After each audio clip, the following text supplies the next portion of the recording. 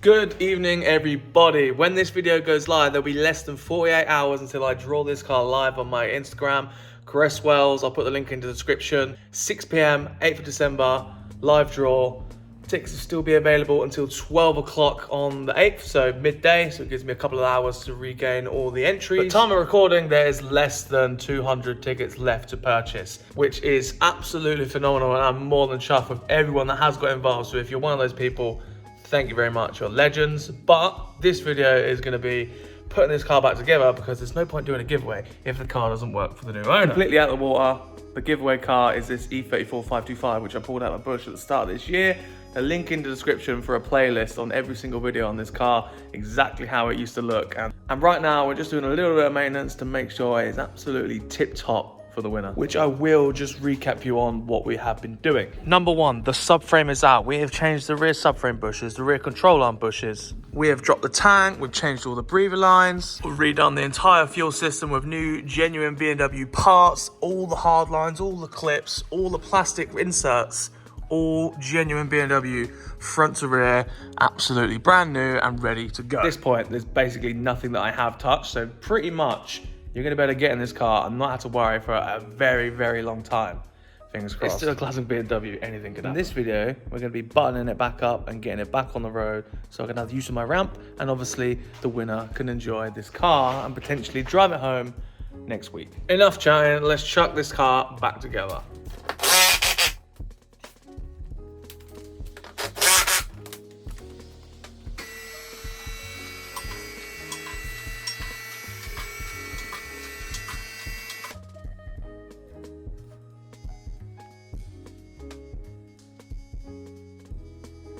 Well, that went very smoothly. Now, all that's left is to do one of these. We have a fully reassembled 525 E34. What's left to do now is to just be the brakes, which obviously I can't do on my own. And there's a couple of other little jobs that I do also need to do.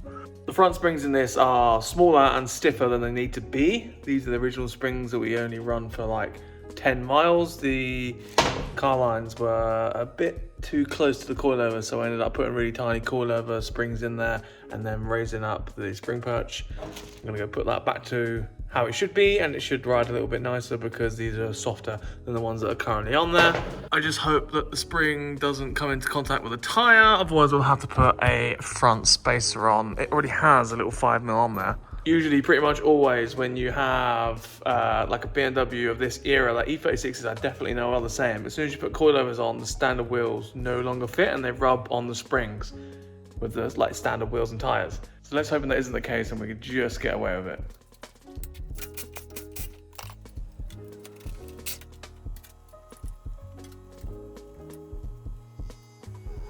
See here the height difference of the two springs.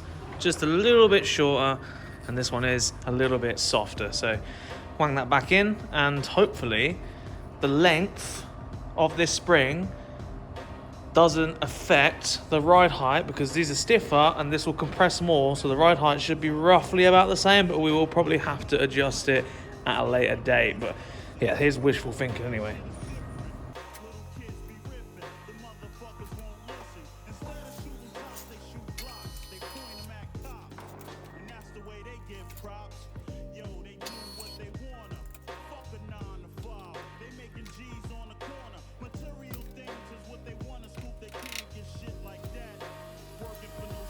New spring, well, old spring back on.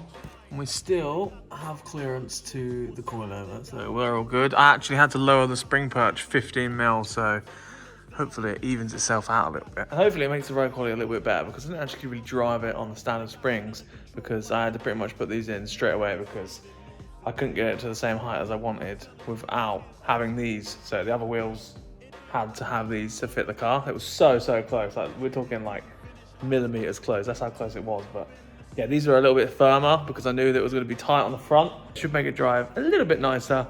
Got to do the other side, and then I got to move on to pulling the wiper motor out. So, like I just said, the wiper motor in here, buried underneath this scuttle panel, is a broken wiper motor, which, given up as soon as we sort of got it on the road, basically, it didn't really ever work. So we need a new one. The wipers on here are brand new. Cleaned them all up, changed all the blades over so we could keep the original BMW logo sort of like wind deflectors on the wipers. Put all them on, and then yeah, they just never actually worked. So I've been driving around in the summer with a little bit of Rain-X and just enjoying a wiperless vehicle. But obviously, winter's here. The new owner is probably not going to want no wipers, so pull the wiper motor out, and hopefully it doesn't give me any jit, because I think it might be a bit of a pain. It is buried deep in here, and even underneath here, the metal scuttle isn't just open, it's like a little cutout, so I don't know if it has to come out of here or not, but I feel like this might be a bit of a pain. So that wiper motor obviously scuttles out. You're gonna have to undo that nut, and then this whole bulkhead piece comes out, I think. I should be able to shoehorn it out that way. It might be a bit of a nightmare, and I'm not looking forward to it whatsoever, but needs must. Issue number one, the nut that holds that spindle on, yeah, it isn't really a nut anymore. So I'm going to try and get something on there, but as you see, I've tried to hit it with a screwdriver, see if I can jolt it, but it's not really budging. And I'm worried that I'll smash the windscreen, so risky business.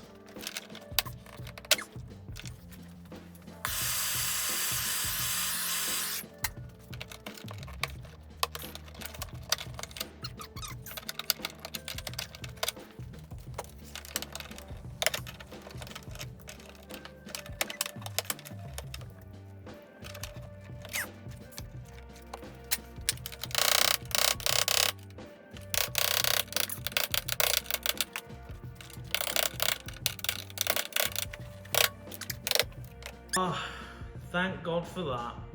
And didn't smash the windscreen. Oh.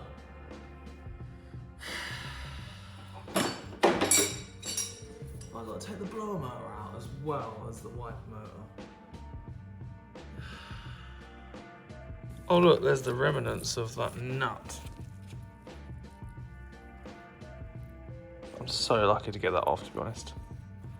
Wiper motor out, this plastic cover out. I'm not quite sure why it's so rammed in there, but I think the wiper motor will come out now. Now I've got all of the crap out of the way.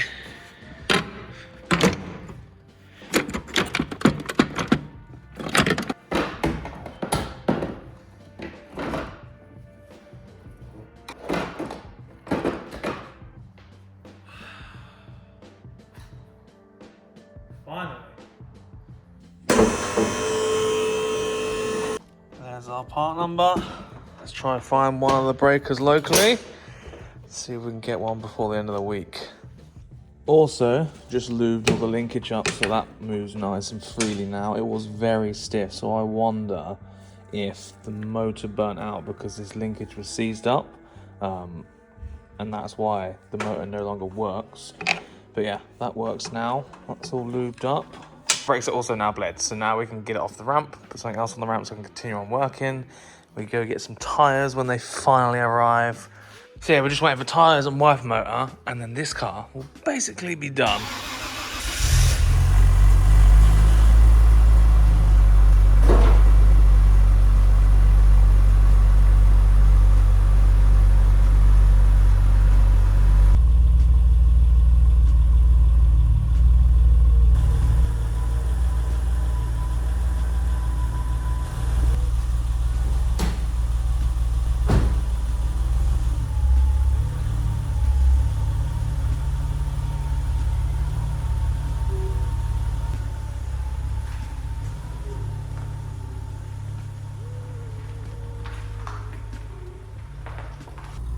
Happy with that. Looks like my spring guesstimation was pretty bob on because it looks absolutely identical to what it looked like before we put it on the ramp.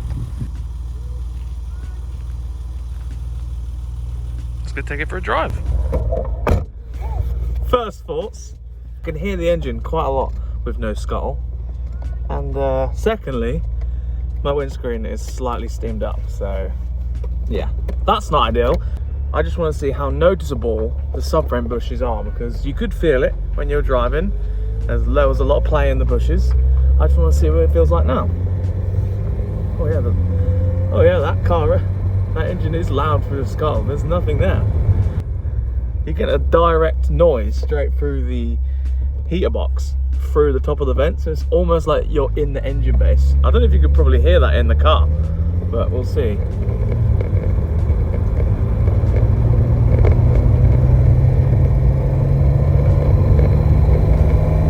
It's so loud.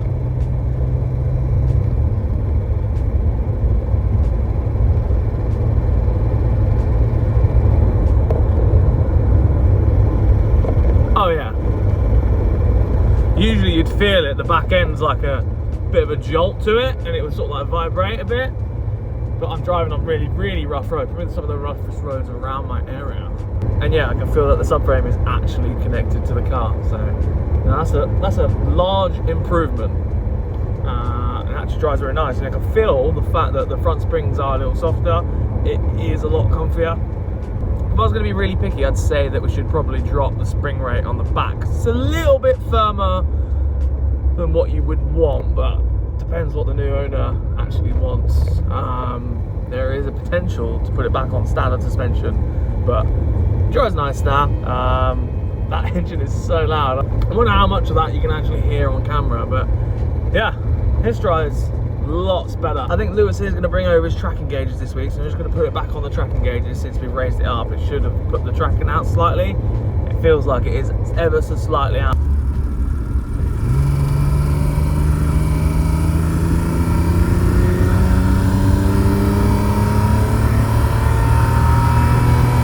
I noticed some new cars today have like engine noises that go through the sound system in the car, so your driving experience feels a little bit better. I've got it here in my 1989 E34, so you know, way ahead of the curve. Also, just realised the speedo has stopped working and I haven't plugged back in the speed sensor. Perfect. So yeah, E34 is driving better than ever. Just took the center console, all the bits, adjusted the handbrake, put it all back together. Gonna really dive into cleaning all of this inside and out at the weekend. And I've also just fixed the speedo, so we're winning all round, apart from the lack of wiper motor situation, but that'll get done. And while I've been waiting for the wiper, the rotary Datsun is on the ramp. If you've seen this in the background of my videos and you don't know what it is, it's a Datsun Sunny wagon which has had a rotary swap gone through it. So I've been putting it off, putting it on the ramp for ages, because once it's on the ramp it then becomes immobile, and there's all lots of little tiny jobs around the place which I've needed to get onto and get done, because this car has taken up a ton of time on the ramp, so I'm a little bit behind on that sort of thing. This car needed to be on the ramp because I had to take the engine out, take the subframe out and make it immobile. So engine and box is here. And the reason it's on the ramp is because I'm finishing the gearbox tunnel from the underside. You can see here, it's all been welded from the inside, and then I need to cut the excess panel off. I also needed it on the ramp to beat some of this into shape. I've already done this side. See, this is sort of like cut all along the weld, smoothed off all the way back. So that's sort of like how it's gonna look. And then this side needs all the excess cutting off. I also need to finish off this tunnel area. I've had to trim out this bit here because the gearbox fork sort of goes just here like this. There it is, just here. This could have gone all the way around, but this bit here, being so proud, I've had to make the gearbox tunnel, you know, go up a little bit more. And then there's these little finishing plates here, which are for the front engine mount. We made those in an episode quite a while ago, but they need to be done. Pedal box area needs to be finished off. Just a ton of little like loose ends that need to be finished up on this car, which is boring to film, so I haven't been doing it. I've just been getting it done, so it's done off the ramp and Jack can have it back. And the rest of my week has literally been admin. So all of the giveaway entries, I've had to go in on my Squarespace orders, go in there, see what they ordered, how many did they order, copy and paste their name, put it into a spreadsheet multiple times if they ordered more than once. And then because of Black Friday, it was even more copy and pasting of the names manually into this spreadsheet. So yeah, it took me like ages to put everyone's name into this spreadsheet. And then at the moment, we're on like 836, I think it was last night. So yeah, just a little over 150 entries left until we draw the winner, basically. So the winner will be announced on Sunday.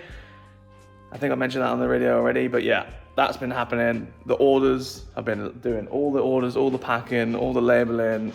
It's been a bit of a nightmare to organize it all. Just been doing it all at home because if I brought it here, I think all your clothes would be absolutely ruined. But that's taken up most of my week, and it will take up most of my week once I get back. There's a lot of orders to go through. I'll put a clip up here of all the orders that I've been organizing. That is all from the first pre-order, so if you ordered early, you will definitely get your clothes before Christmas. If you're on the second pre-order, you should still get it before Christmas, but it will be closer to the end of Christmas time, if that makes sense. So yeah, busy, and not much time in the workshop. So the videos this week have been awful for my part, but apologies. I've got one cooking up on this one, like a sort of a final video on this car, but still waiting on the BC coilovers. I don't know where they are. They've literally vanished off the face of the earth.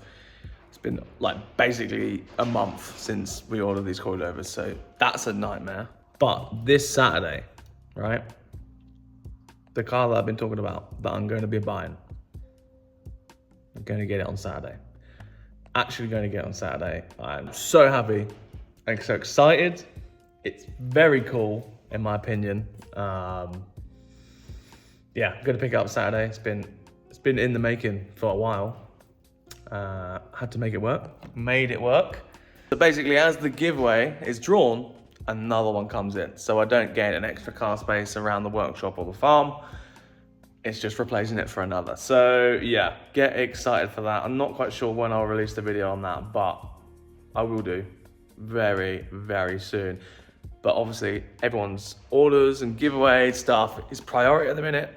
Right now, I'm gonna go drop off my cylinder head for the Toyota, get that redone, revalved, all of that. And then I gotta go to Weaselworks and then drop off their hoodies and t-shirts and stuff in person, because it's basically in the same area. So I'll drop all those in person, and that's like 3 or 4 packages that I don't have to post individually. Yeah, thank you all. Have a good weekend. Make sure you go on to gresswells.com, get those tickets if you haven't done them already. But like I said, giveaway ends Sunday, about 150 tickets left as time of the video has released.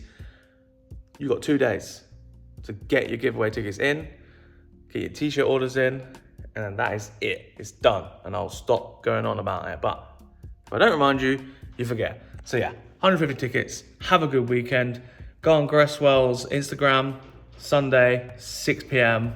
I will be doing a live stream, and I will tell you who the winner is of the blue E34. Thank you very much. Have a good weekend. Your support means the most. Thank you very much. Goodbye.